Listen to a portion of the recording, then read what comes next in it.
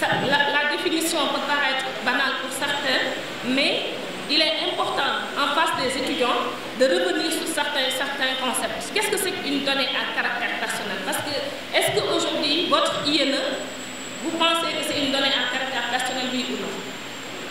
Votre INE, c'est une donnée à caractère personnel. Très bien, ça se voit que je suis en face des étudiants de l'université virtuelle qui sont très branchés. Parce que d'autres m'auraient dit non, ce n'est pas une donnée à caractère personnel. Parce qu'il y a certains qui pensent qu'une donnée à caractère personnel, c'est uniquement leur nom, leur prénom, leur date de naissance, les noms de leurs parents, etc. Alors que c'est bien plus que ça. Donc toute information qui est relative à une personne physique, identifiable directement ou indirectement, par référence à un numéro d'identification ou à plusieurs éléments propres à son identité physique, psychologique, génétique, psychique, culturelle, sociale ou économique. Votre adresse email, votre numéro de téléphone, votre numéro de permis, si vous avez un permis, votre INE, tout ça, ce sont des exemples de données à caractère personnel et il faut être vigilant sur comment les utiliser, comment les manipuler, qu'est-ce qu'on fait de ces données-là. Les données que vous êtes en train d'utiliser sur Internet, souvent quand on veut accéder à un service sur Internet, la première phase, c'est on vous demande de vous inscrire, prénom, nom ou bien adresse email. Et après, vous ne savez pas qu'est-ce qui a été fait avec votre adresse email-là, le traitement qui est fait derrière. Donc aujourd'hui, on est là pour échanger sur toutes ces questions-là. Donc à part la donnée à caractère personnel, on connaît c'est quoi une donnée à caractère personnel, on définit c'est quoi la vie privée. Qui peut me répondre, c'est quoi la vie privée? Est-ce que vous vous permettez d'aller raconter tout sur votre vie privée, sur le grand public? On va finalement vous considérer comme quelqu'un qui est malade. Donc, vous avez votre vie privée. Et votre vie privée, elle est sacrée. Ça ne regarde pas les autres. Il y a des informations que vous pouvez partager sur le grand public. Ça ne gêne pas. Je suis Madame Ndoye d'ici de l'UPS. C'est pas grave. Mais il y a des informations qui sont extrêmement privées que je ne vais pas partager sur les réseaux sociaux, sur Internet, ou bien que je vais partager avec n'importe qui. Donc, la vie privée, c'est la sphère d'intimité de chacun, ce qui ne regarde personne d'autre que soi et ses proches, comme son image, sa voix, ses choix dans sa vie familiale, sentimentale, conjugale, ou ses croyances ou opinions. C'est des choses qui ne regardent personne d'autre. Vous êtes libre de dire je suis musulmane, je suis chrétienne, je suis athée, c'est votre croyance, c'est votre relation avec Dieu, ça ne regarde personne, c'est votre vie privée.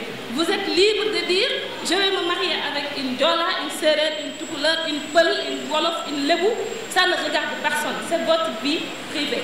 Donc il faut faire cette distinction-là entre ce qui doit aller sur le secteur privé, l'interface publique et ce qui doit aller sur l'interface privée. La vie privée, c'est vraiment votre intimité et que vous ne devez pas vous permettre vous-même de violer vous-même votre vie privée. Si vous-même vous commencez à violer votre vie privée, les autres ne vont pas respecter votre vie privée. Donc la première chose à faire, c'est de dire, voici ma vie privée, je marque une délimitation entre ce qui est privé et ce qui est public. On est d'accord? Maintenant, pourquoi la protection des données personnelles? Vos données personnelles, sachez qu'elles peuvent être utilisées contre vous.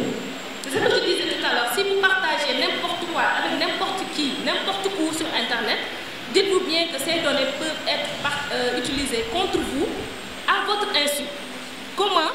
Parce qu'il y a des criminels qui sont sur Internet, il y a des hackers qui sont sur Internet qui ne font que ça, aller collecter des données personnelles sur des gens, essayer de salir leur image ou bien essayer de les vendre à leur insu, etc. Il y a beaucoup d'usages qu'on peut faire de vos données personnelles. Donc, ces données-là peuvent être utilisées contre vous à des faits malveillants par des cybercriminels ou elles peuvent être récupérées, être revendues à des fins publicitaires. Et tout ça à votre insu parce que vous vous êtes juste connecté à un site et vous vous êtes permis de partager des choses que peut-être vous n'auriez pas dû partager. Vous pouvez aussi, à cause de votre malveillance, être victime d'actes malveillants comme le vol de données personnelles, l'usurpation d'identité, quelqu'un qui se fait passer comme étant M. Sembène, l'administrateur, alors que ce n'est pas M. Sembène, c'est ça qu'on appelle une usurpation d'identité. Vous pouvez être victime de chantage sur Internet, surtout les jeunes filles, les femmes. Vous pouvez être victime de chantage parce que vous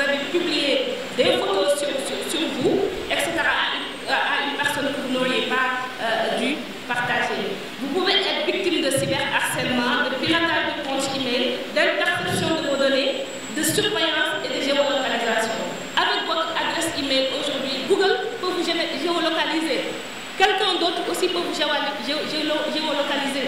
On active la géolocalisation dans nos téléphones, mais parfois, ce n'est pas une bonne chose parce qu'on est capable de tracer par où vous êtes passé. Même si on ne se cache pas, on a notre propre intimité qu'il faut garder.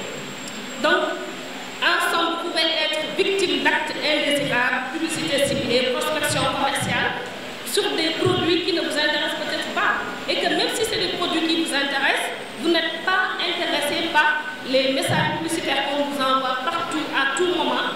Donc ça aussi, c'est une agression, finalement. Ce qui nous amène à poser la question sur le droit à la protection des données personnelles, qui est devenu un droit fondamental dans le privé. C'est un droit fondamental, la protection des données personnelles. La préservation de votre vie privée, ça aussi, c'est un point qui est extrêmement fondamental. Les risques d'atteinte aux droits fondamentaux de vie privée, familiale, la correspondance, etc., domicile, tout ça, ce sont des concepts que vous devez connaître, savoir et connaître ce que le Sénégal, notre pays a fait dans ce sens-là en matière de législation, aussi bien le cadre institutionnel, le cadre normatif et toutes les lois qui sont concernées par cette thématique-là. Donc le rôle de la législation et de la réglementation, c'est de trouver le juste milieu entre la promotion de l'utilisation des services numériques et le respect de la vie privée et des libertés fondamentales individuelles comme collectives. Qu'est-ce que ça veut dire? Aujourd'hui, on ne peut pas vous empêcher d'aller sur Internet, de vous abonner à des sites, de suivre une personnalité, de suivre une chaîne YouTube, d'utiliser des services que vous jugez intéressants, soit pour votre formation, soit pour votre culture générale, etc. On ne peut pas vous en empêcher. Donc, on est pour l'ouverture parce que nous sommes dans un monde digital et on doit profiter de cette digitalisation-là pour nous faciliter la vie. Parce qu'aujourd'hui, le fait de pouvoir faire des demandes pour avoir un bulletin de naissance, pour avoir une carte d'identité, si on a ces services qui sont en ligne, ça nous facilite la vie. On n'a pas besoin de faire les queues aujourd'hui pour avoir son permis. Donc, si on arrive à avoir ces services-là administratifs digitalisés, c'est tant mieux, ça nous facilite la vie. Mais en même temps, on doit aussi protéger vos données personnelles. Donc pour protéger vos données personnelles, il faut que ça soit encadré, il faut un cadre réglementaire, il faut un cadre législatif. Et aujourd'hui, les organes qui sont mis en place par l'État du Sénégal sont là pour trouver ce juste milieu, cet équilibre-là qu'il doit y avoir entre la protection de votre vie privée et l'usage que vous allez faire de ces services numériques-là pour suivre la technologie. Donc le premier point qu'on va voir, c'est le responsable de traitement. Vos données sont traitées par quelqu'un. Si vous êtes en entreprise, si vous êtes dans une université, vos données, quand on vous demande à l'inscription, on doit vous demander des données à l'inscription. Campus même vous envoie une bonne partie des données.